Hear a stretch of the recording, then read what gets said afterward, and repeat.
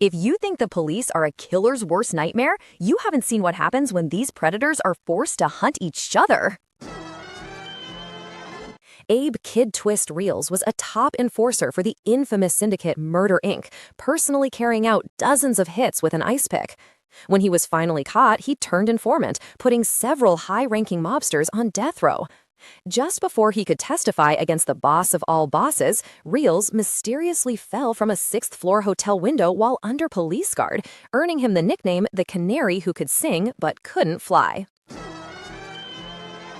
Mob enforcer Joseph the Animal Barboza was a notoriously violent killer who eventually testified against the Patriarca crime family. After entering the witness protection program, he couldn't stay out of trouble and was eventually located in San Francisco. In 1976, fellow mobster Joseph J.R. Russo gunned him down on a city street, proving that even federal protection is no match for a rival with a shotgun. Roy DeMeo led a crew of killers for the Gambino crime family, suspected of carrying out up to 200 murders. His methods were so brutal and his crew so high profile that he became a liability for the family. In 1983, DeMeo's body was found in the trunk of his own Cadillac, shot multiple times, with his own crew members believed to have carried out the hit on their boss's orders. James Whitey Bulger was the ruthless leader of Boston's Winter Hill Gang, responsible for at least 11 murders. After 16 years on the run, he was finally captured and sent to a high-security prison in West Virginia in 2018. Within hours of his arrival, he was beaten to death by inmates, including Fotios Freddy Gias, a mafia hitman serving a life sentence for murder. Albert DeSalvo confessed to being the Boston Strangler, a killer who terrorized the city and murdered 13 women. While serving a life sentence, he was found stabbed to death in the prison infirmary in 1973. He was killed by Robert Wilson, a fellow inmate who was part of the Winter Hill Gang and was serving his own life sentence for, you guessed it, murder. Richard Biegenwald, known as the Thrill Killer, was imprisoned for at least 5 murders in New Jersey. Behind bars, he decided he wanted another inmate, convicted murderer William Billy Ward, eliminated.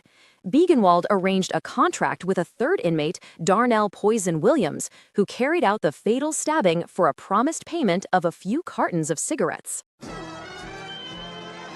Marion Pruitt was on death row when he decided he needed to kill again. Known as the Mad Dog Killer for a crime spree that left 5 people dead, Pruitt targeted Bobby Lee Day, another inmate serving time for murder. In 1989, Pruitt cornered Day and stabbed him 67 times with a sharpened steel rod, a brutal act of violence even by prison standards.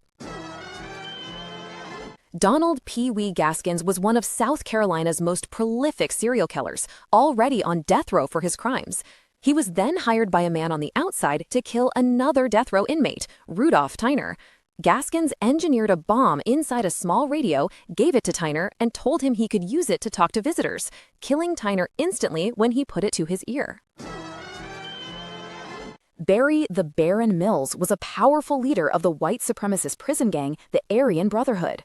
To consolidate power and enforce the gang's brutal code, Mills ordered the murders of numerous fellow inmates. Many of his victims were themselves convicted killers from rival gangs, turning the federal prison system into his personal hunting ground. In 1994, inmate Christopher Scarver was on cleaning duty when he was left unsupervised with 2 of America's most infamous criminals. In the span of just 20 minutes, he cornered and bludgeoned both of them to death with a metal bar from the prison weight room. His victims were convicted murderer Jesse Anderson and the notorious serial killer Jeffrey Dahmer. Some call it prison justice, while others call it evil turning on itself. Let us know in the comments which one of these dark encounters surprised you the most.